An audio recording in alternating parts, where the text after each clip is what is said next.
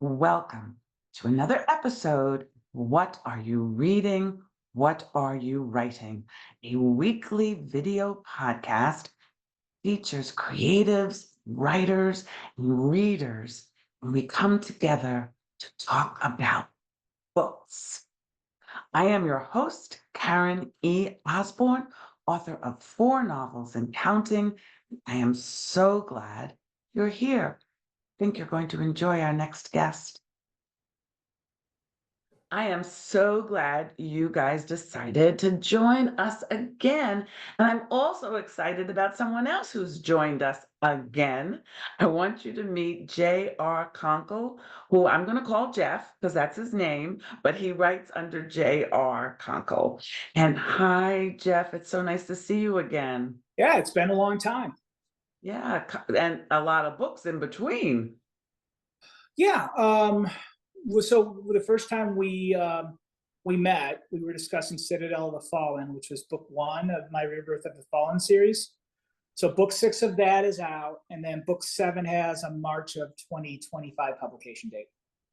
So you have been very, very busy. Plus, you started this new series that we're going to talk about today. Yeah. So let me tell you a little bit about Jeff. He is a world building fantasy writer with an impressive body of work. And as we mentioned, you met him in 2021, and his latest book is The Guardian's Gambit. So let's start there. I tell you, just looking at the do you have the cover handy, or you can't show me No, that? I don't. I'll show you that, you guys. I Those will books after are in the when we mail, paste actually. this, when we post this, I will paste it because it's like that cute. It is like it's such a cool cover.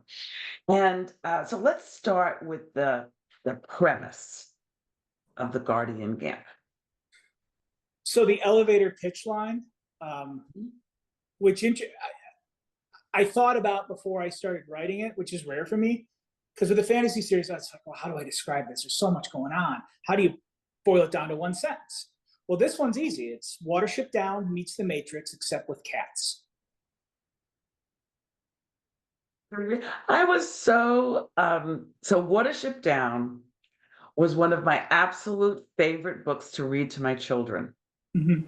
And it was the last book that they allowed me to read to them because they were by then so old, and they said, Mom, we'd rather just go read by ourselves. But that was so when I saw your line that it was Watership Down and then with cats instead of rabbits. And so this is very, very cool. So tell us about the story. Well, so the story focuses on a family of 4 cats, and it's set in a house with a pair of people. And, these are the people's cats. But it really kind of focuses on a lot of behaviors. And the conceit is that there's another world out there that the cats can enter when they go to sleep. So have you ever seen a cat who's deep asleep and you see them moving their paws? Well, in this world, that means they're in what's called the dreaming. And the cats go into the dreaming because they have to do things there. They have to defend their territory from things that might hurt their humans. And there's a whole world there, and there's a whole set of plot and story, that is happening in the dreaming. And so in this story, it starts. This is a true story. We had gotten a kitten, and one day I was practicing piano, and he decided to get a little too close to the landing and fell. And he was fine, completely fine. I mean, he's great. But at that point, I was like, oh no, he just lost a life. And so the first chapter of the book's called 8 Lives, and it deals with the kitten being brought into the house and then, falling, and the other cats going, well, you got to be more careful. You got to be more careful, especially if you're here. So if you're here, it's important. We have a lot of work to do. And they start to teach this kitten, about how the world works in the cat's version of the world. So all of the cat normal behaviors has an explanation in the mythos of this world. Like, cats will sometimes run around the house and jump at the corners and meow.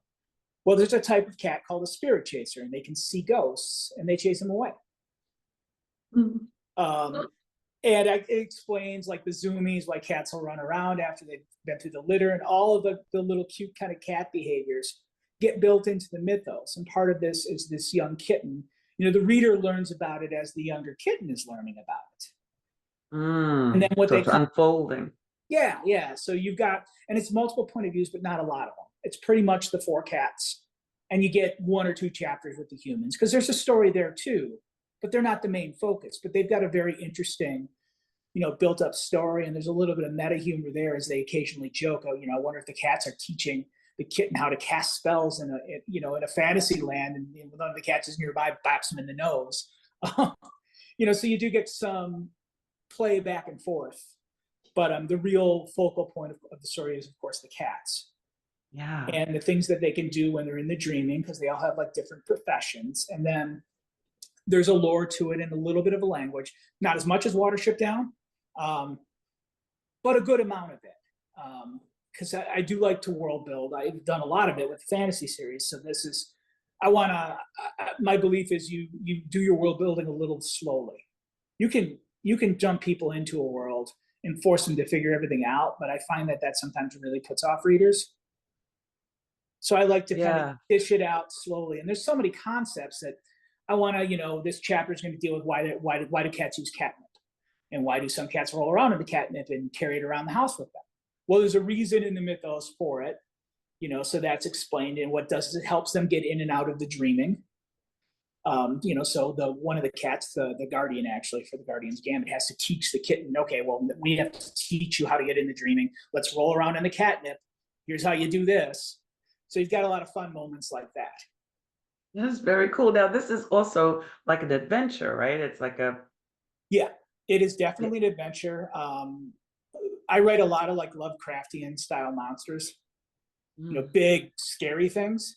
And mm, so when they get into the dreaming that first time, something comes after them, and it's something the Guardian, who, when you guys see the cover, the big cat in the back is the Guardian. That's his form when he gets into the dreaming, and he becomes basically almost like a big panther or like a feline almost. And he's got magical shields and stuff like that. But he faces something that more powerful than he's ever faced before, and there's no reason why it's there, and they barely get out. And then they start to find out that this kitten who's showed up is very special. Because all the mm. cats have professions, or if you're playing a role-playing game, a character class. I talked about the spirit chaser. Well, the young kitten is a conjurer. He's the last one. And so that he Mm. can do a lot of things. He casts all these per-pun spells, persuasion, for instance, protection, anything with a per-pun he can cast. Yeah, and there's some cute jokes with that as it goes through. But he's very, very important, and the cats start to realize that everybody's after him.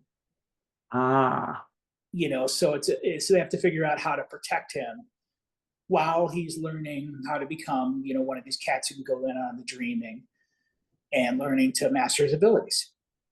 wow. Now you mentioned, so you used to be a gamer, right? You used to Yeah, yeah, write games. And if I recall in our first conversation, you were saying how, how world building for games and world building for yeah. novels are not so different. That you realize that you really are writing a story with Mm-hmm. characters and everything when you're world building. Tell me a little bit about world building with cats, in a cat world. How different or how easy, how hard was that? Well, at first it was really, really hard until I started thinking about cat behaviors. You've got Mm, cats who jump at corners and meow, running around the house at 2 a.m., meowing at the top of their lungs. You know, so I decided these cats can see spirits and they're spirit chasers. And then I said, okay, what else would a spirit chaser do? Well, they can bargain with spirits. So you've got a mm. cat who's a mystic figure, who can see spirits and bargain with them. Okay, well, that opens up a whole realm of world building. What's the Yeah, spirit world like? And then there's a procession of spirits and reincarnations involved, and it comes up with a whole, religious mythology for what that part of the world is. And then I've got a wild seeker, and he's a scout because one of my cats gets out of the yard all the time and he runs around the neighborhood. So we imagine he was patrolling the neighborhood because the things in the dreaming mirror the real world and vice versa. So almost like the upside down in Stranger Things, except for the dreaming is a beautiful, vibrant place full of light and color as opposed to dark. But Yeah, still, yeah. the two worlds mirror one another. So when my cat is running around the neighborhood, he's patrolling to make sure, hey, if there's a lot of animals or turkeys or whatever coming into the neighborhood, well, then they're in the dreaming too. So what's going on there? So you start to play with that. It even got so Hmm. far as, like, sometimes, there's this myth that when cats, if they sleep on your chest or you fall asleep with a cat on your chest, they can pull your breath out. There's an old myth that cats would just Hmm. kill babies that way. Oh Uh, dear. yeah, Stephen King did something about it in Cat's Eye, as a matter of fact. So, Hmm. it's out there. But in this world, it's like, no, those cats are actually protecting people. That evil spirits known as banes Mm. banes can cause depression, can cause illness, can cause all manner of maladies, especially like things. Why is this person depressed? Well, it's not. It's the banes in it. It's something magical that's forcing them to be that way. But it basically explains in this world all forms of human sickness and depression can be related to banes, and the cat knows how to pull them out. So the cat will be, I need to go sit with my humans and pull out their banes because they're getting depressed again. Wow. This is so cool, Jeff. This is very, very cool. I had our cat was a rover. He'd get out in the morning, he'd come and wake me up and I'd open the window and he'd hop out and he wouldn't come back until dinner time. So who knew he was out patrolling? I thought he was out hunting, He's but a maybe wild. he was. And then, of course, when he's back home and he's sleeping, and his paws are moving, that's it. He's entered the dreaming. Yeah, He could be protecting. There could be a whole host of monsters around your neighborhood that the cat has to keep away.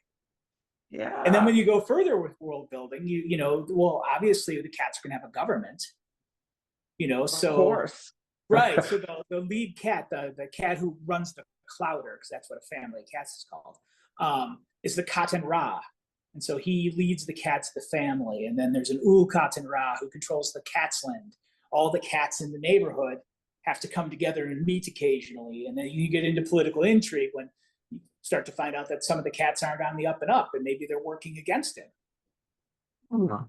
Oh, sounds super cool, Jeff. That sounds really, really, really like a cool book.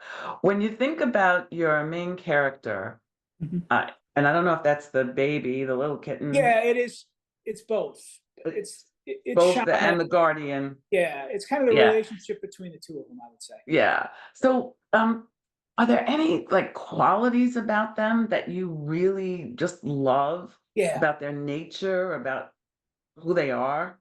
yeah, and that was also one of the reasons I decided I had to write this, because we have a 25-pound big brown cat, and he's a rag doll, but he's brown and he's marked like a Siamese, but he's brown and black.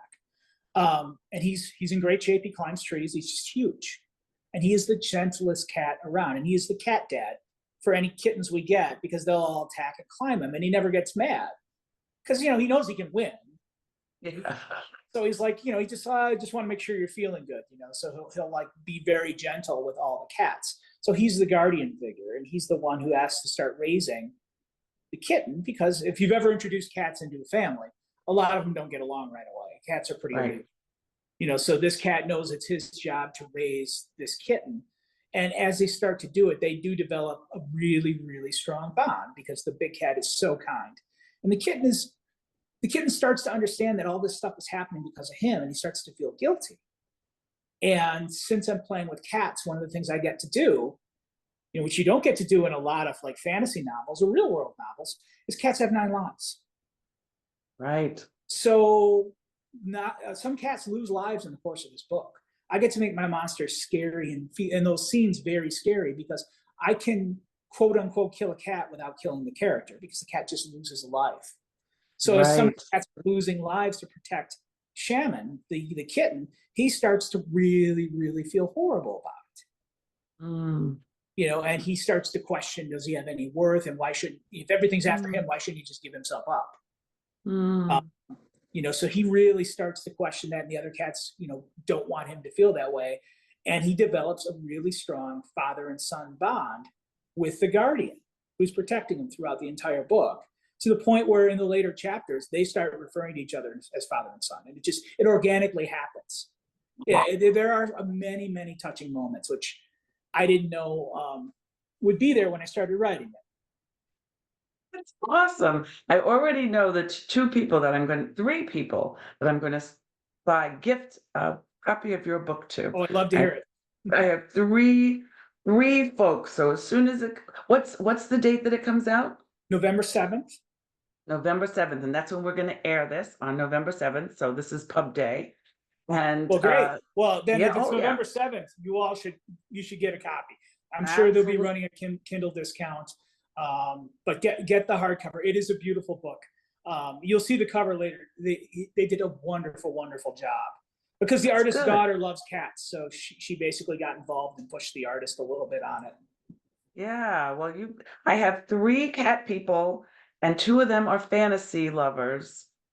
And so I just know they'll love your book. So all three of them, you just made three sales. Excellent, excellent. So what are you working on anything now?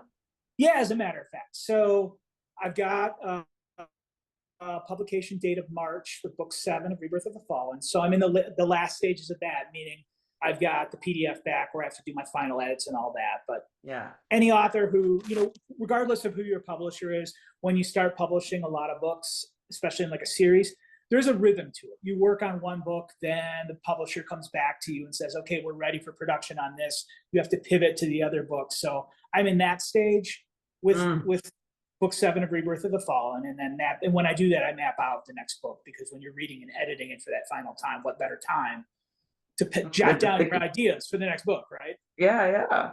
And then I just started, I'd say about a month ago, book 2 of this series. The Felinity Chronicles is the series title. So book 2 for Guardian's Gambit, which will be Spirit Chaser's Song. I started working on, and it's 20,000 words into it. So a good foothold. Yeah. Yes. Very good. This is excellent. So this show is called What Are You Reading? What Are You Writing?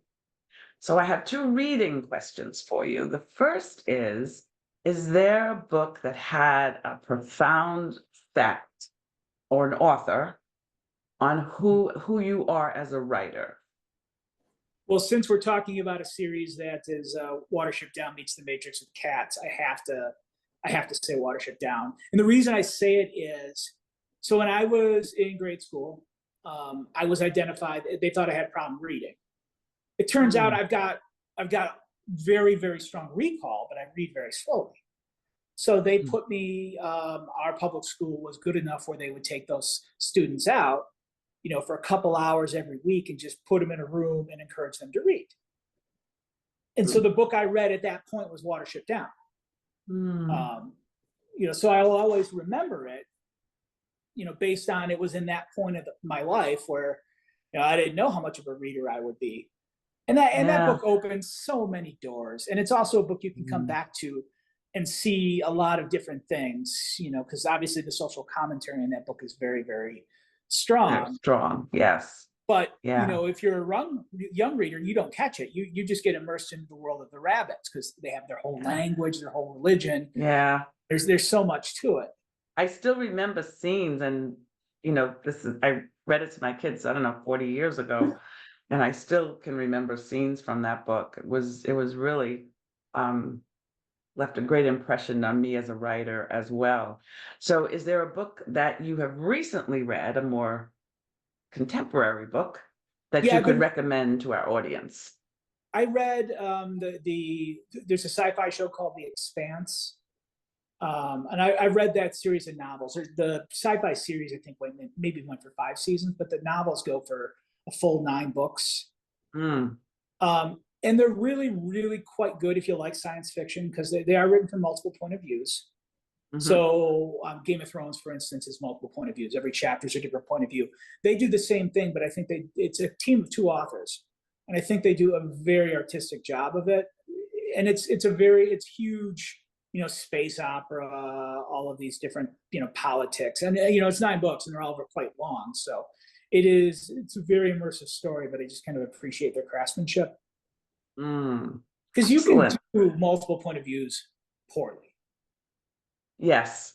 Especially like if you do it within a chapter. I mean, not everybody will be familiar with the term, but there's a like tennis match or ping pong is the term. When you're using multiple point of views and you keep bouncing from head to head, your reader is like watching a tennis match. Like, yeah, they're here, he's here, he's here, he's here. So what some authors have done, and these authors in particular, is they've given themselves a limitation. They said, we'll do one point of view per chapter, unless there's a really good reason not to. And they might have 5 chapters in the whole series where they do it differently. So they put that constraint, those guardrails on themselves to force them, to stay within that point of view. And after reading this, I do that in both of my series because they do have multiple point of views. And I find it really, really helpful. Just that little bit of constraint of, look, I get to go into another person's point of view. I don't need to do it right now. I can have that character in the next chapter reflect back to this moment, and it can be just as impactful or more impactful. It's just, it's putting that little bit of a limitation, a little bit of guardrails on yourself to stop us from creating something that might be uncomfortable for the reader. Yeah, it's funny that you say that because I tend to use, all my books have multiple points of view. And the last, the one that's coming out in March, I actually did a little ping ponging at the end because now the story is all coming together and it's a dual timeline story. Okay. And so one has caught up. So it's kind So of. you did the Broadway musical big Yes. piece at the end of the act. Yeah, I don't think I'm good enough to do that yet, but I know exactly the feel that you try to accomplish with doing that. Yeah, we'll see if I was good enough. We'll see Well, how it. You'll never Coming get it out if in you don't March. try it, right? Yeah, I had fun trying it. It was fun. Well, talk about fun. This was a very fun conversation. I loved talking with you again. Yeah, I'm so glad. I'm looking forward to sharing your books with the two of them, actually a family. It's my grandson and my son. They're both writers. And then my friend who's a cat lady. And I thought she might not the way that other people talk about cat ladies. I'm talking cat about ladies are in the modern news these days. yes. We're talking about people who love cats.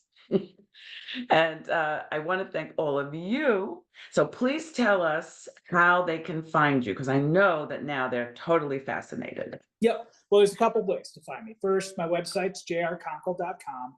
So it's JR and the last name .com. That's going to be undergoing a lot of upgrades soon because I've got the second series. So we got to kind of take it apart and have 2 different sections of the series. And I want to put all the pictures of the cats up there. Since this is based on real cats, you might as well see them. So there's a little work to be done, but that will get up there. And then you can always find me on Amazon. If you look for Rebirth of the Fallen, I'll come up right away. That series is popular enough where it should come up on an easy search. And hopefully the Guardian's Gambit comes up quite easily on a search. And everything's on my author's page right there. Excellent. Excellent. So I hope that you will do all of that you'll go visit the To Be Updated website, that you will go to Jeff's author page on Amazon. I hope you're already following me on Instagram and Facebook and my YouTube channel and my website, Karen E. Osborne. Thank you so much for being with us, and I will see you next week in the next episode of What Are You Reading? What Are You Writing? Have a great week, everybody. Bye-bye.